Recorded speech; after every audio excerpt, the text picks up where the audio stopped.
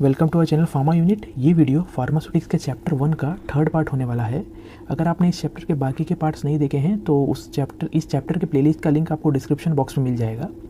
इस वीडियो में हम फार्मेसी प्रैक्टिस इन इंडिया और वेरियस प्रोफेशनल एसोसिएशंस के बारे में देखने वाले हैं। सबसे पहले हम ये देख लेते हैं कि what is mean by pharmacy practice. आखिर फार्मेसी प्रैक्टिस होता क्या है। Pharmacy practice is the discipline of pharmacy which involve developing the professional role of pharmacist. Pharmacy practice एक डिसिप्लिन होता है फार्मेसी का, जिसके अंदर हम किसी भी फार्मासिस्ट का प्रोफेशनल रोल को डेवलप करते हैं। Pharmacy practice include compounding and dispensing of medications, clinical services, reviewing medication for safety and providing drug information. Pharmacy practice के अंदर compounding and dispensing of medication होता है, क्लिनिकल सर्विसेज होते हैं, ड्रग्स की इन्फॉर्मेशन और किसी भी ड्रग्स की सेफ्टी को रिव्यू भी करना होता है। The pharmacy practice in India was started from British India in 19th century. During this period, the pharmacy profession was business oriented and the pharmacy practice was unregulated and there was no restriction on the pharmacy practice. Those who sells the drug was called as drug sellers or dispensers. The practice of prescribing and dispensing both was performed by doctors. Pharmacy practice की अगर हम बात करें तो pharmacy practice India में 19th century यानी कि British India से ही चला आ रहा है। उस टाइम पर फार्मेसी प्रैक्टिस पूरी तरह बिजनेस ओरिएंटेड होता था, यानी कि फार्मेसी को पूरी तरह से बिजनेस की तरह देखा जाता था वो टाइम पे। और फार्मेसी का प्रैक्टिस के ऊपर कोई भी रेस्ट्रिक्शन नहीं थे। कोई भी कैसा भी इंसान 19th सेंचुरी में फार्मेसी की प्रैक्टिस कर सकता था। कोई भी रूल्स या कोई भी रेगुलेशंस फार्मेसी प्रैक्टिस के ऊपर नहीं हुआ करते थे। पूरा का पूरा फार्मेसी अनरेगुलेटेड फॉर्म में हुआ करता था। जो इंसान ड्रग्स को बेचा करता था 19th सेंचुरी में, उस इंसान को, उस पर्टिकुलर पर्सन को हम वो टाइम पे ड्रग सेलर्स या फिर डिस्पेंसर्स बुलाते थे। डॉक्टर्स उस टाइम पे खुद ही ड्रग को प्रिस्क्राइब करते थे और खुद ही ड्रग को डिस्पेंस करते थे पेशेंट को। During 1870s, students were trained to gain skills in pharmacy practice. A formal training of compounder were started in Bengal in 1881. 1870s के टाइम बहुत सारे स्टूडेंट्स को डॉक्टर ट्रेन करते थे, जिसकी वजह से उनमें फार्मेसी की समझ और फार्मेसी की प्रैक्टिस के स्किल्स आ जाएं। 1881 के दौरान बंगाल में कंपाउंडर की ट्रेनिंग भी दी जाती थी। As the time passes the pharmacy practice also evolve. जैसे जैसे टाइम जाता गया वैसे वैसे फार्मेसी की जो फार्मेसी प्रैक्टिस थी वो भी टाइम के साथ साथ इवॉल्व होते गया, चेंज होते गया, बढ़ते गया। The pharmacy practice evolve in following stages.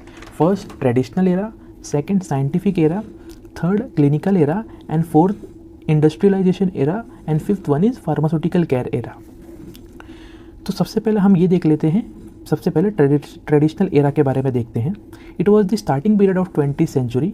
The pharmacist were involve in the formulation, dispensing and study of medicinal property of natural product of animal, plant and mineral origins. In addition, they were also involved in conducting animal experiments, systematic classification of drugs for treatment of disease. Pharmacists also involved in extracting the active constituent of plant using different techniques. Traditional era की शुरुआत 20th century के starting में हो गई थी। इस time पर जितने भी फार्मासिस्ट हुआ करते थे वो सब ड्रग्स का फॉर्मुलेशन या फिर ड्रग की डिस्पेंसिंग किया करते थे। साथ ही साथ उस टाइम पे फार्मासिस्ट नेचुरल प्रोडक्ट की मेडिसिनल प्रॉपर्टीज़ को भी स्टडी किया करते थे। फार्मासिस्ट उस टाइम पर एनिमल एक्सपेरिमेंट में भी इन्वॉल्व हुआ करते थे और जितने भी ड्रग्स 20th सेंचुरी में के स्टार्ट में पता थे वो सब के सब ड्रग्स को फार्मासिस्ट एज पर डिजीज ट्रीटमेंट के हिसाब से अलग अलग ग्रुप में क्लासीफाई कर दिए थे। ट्रेडिशनल एरा में प्लांट के एक्टिव कॉन्स्टिट्यूएंट, ऐसे कॉन्स्टिट्यूएंट जो एज अ मेडिसिन काम आ सके, उसको भी फार्मासिस्ट एक्सट्रैक्ट किया करते थे by using different extraction technique. Second one है scientific era. It begin after world war II. Application of scientific approach to medicine was started during this period. Pharmaceutical industries were emerged and drugs were made by pharmacists in the factories. Pharmacists were also involved in scientific study of drugs and their mechanism of action, including side effect and release of drug from medicine. Scientific era की शुरुआत world war II के बाद हो गई थी। इस time पर medicine का प्रोडक्शन में साइंटिफिक मेथड का यूज़ होने लग गया था।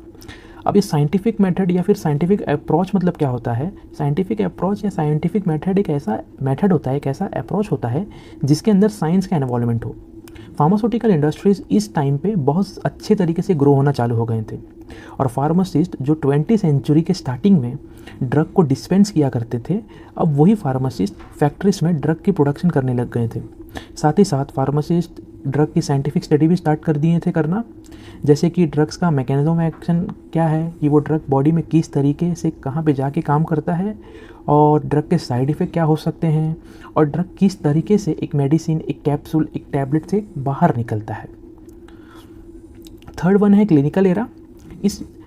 This era began from the second half of century 20th century. During this period, pharmacists were educated in clinical pharmacy to establish pharmacokinetic parameter of a drug such as absorption and distribution of drug, metabolism and elimination of drug. In addition to this, pharmacists were also educated to study the effect of illness on normal body functioning. Clinical era की शुरुआत India के independence के बाद start हो गई थी। इस era में फार्मासिस्ट को मेडिसिन के फार्माकोकाइनेटिक पैरामीटर जैसे कि absorption and distribution of drugs, metabolism and elimination of drugs के बारे में एजुकेट करना स्टार्ट कर दिया था। इनके साथ ही साथ डिजीज़ या फिर कोई भी एक पर्टिकुलर बीमारी के दौरान बॉडी का जो नॉर्मल फंक्शन होता है वो किस तरीके से डिस्टर्ब या फिर वो किस तरीके से अफेक्ट होता है उसके बारे में भी फार्मासिस्ट को एजुकेट करना स्टार्ट किया गया था। फोर्थ वन है industrialisation era. In India, pharmacists also starts to practice in the manufacturing of bulk drug, complex medicinal synthesis. The pharmacists were the key role in the pharmaceutical industrial development in this era. Pharmacist जो पहले थोड़े drugs को ही manufacture किया करते थे, अब वही pharmacist bulk drugs को मैन्युफैक्चर करना स्टार्ट कर दिए थे। यानी कि फार्मासिस्ट अब बड़े बड़े मैन्युफैक्चरिंग कंपनीज़ में बहुत ज़्यादा ड्रग्स को मैन्युफैक्चर करना स्टार्ट कर दिए थे, और ड्रग के प्रोडक्शन के साथ साथ जो कॉम्प्लेक्स ड्रग मॉलिक्यूल हुआ करते थे उनके सिंथेसिस में भी फार्मासिस्ट का इन्वॉल्वमेंट होना चालू हो गया था। फिफ्थ वन है pharmaceutical care era. Simultaneous to industrialization era, pharmaceutical care era was also starting to emerge as pharmacists start to practice their knowledge in patient care.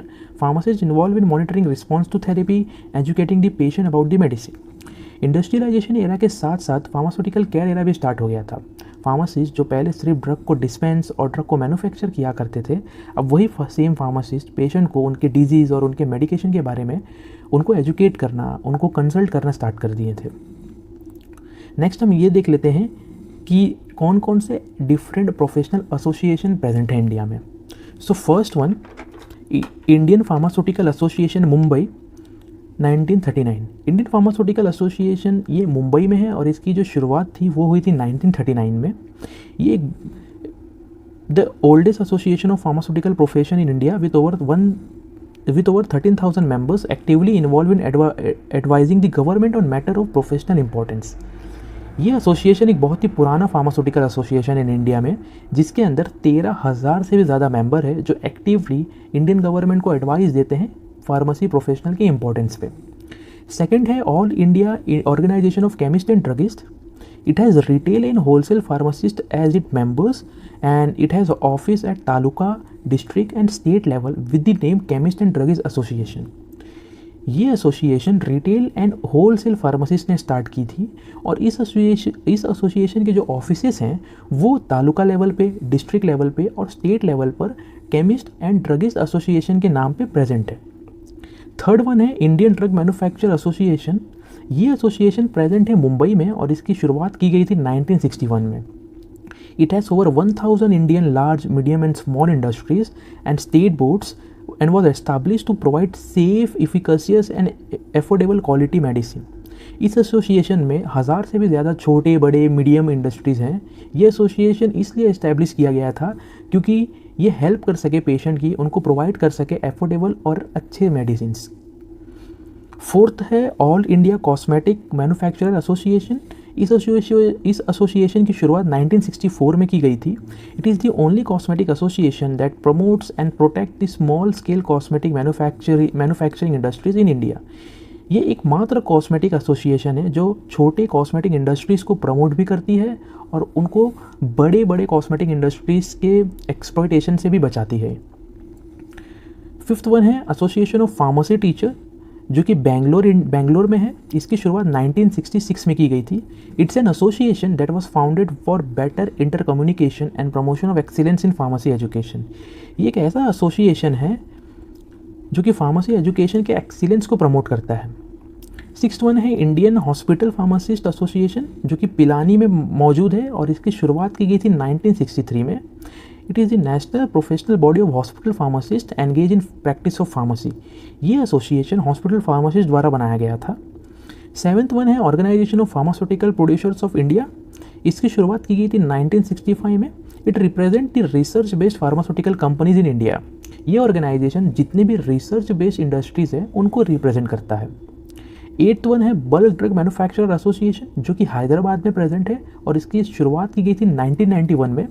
This association look after the needs and requirement of bulk drug industry. ये association जितने भी bulk drug industries हैं उनके requirements को पूरा करने में मदद करता है। 9th वन है association of community pharmacy of India. ये एसोसिएशन उनके लिए है जो कम्युनिटी फार्मासिस्ट है। 10th वन है Indian association of college of pharmacy. ये एसोसिएशन फार्मेसी कॉलेजेस और उनके फैकल्टीज़ के लिए होता है। So thanks for watching this video guys. अगर आपको कोई भी क्वेश्चन है, किसी भी टाइप का क्वेश्चन है, तो आप हमें कमेंट बॉक्स में पूछ सकते हैं और या फिर आप हमें अपना डाउट ईमेल कर सकते हैं। इंस्टाग्राम पे हमारा पेज है फार्मा यूनिट के नाम से, वहाँ पे भी आप हमसे कनेक्ट हो सकते हैं। वहाँ पे भी आप कोई भी क्वेश्चन डायरेक्टली पूछ सकते हैं। इस चैप्टर के इस वीडियो जो आपने अभी ये वीडियो देखा, इसके नोट्स आपको प्रोवाइड हो जाएंगे, फ्री में आपको मिल जाएंगे। इसके लिंक आपको डिस्क्रिप्शन बॉक्स में मिल जाएंगे, वहाँ से जाके आप इसको फ्री में डाउनलोड कर सकते हैं।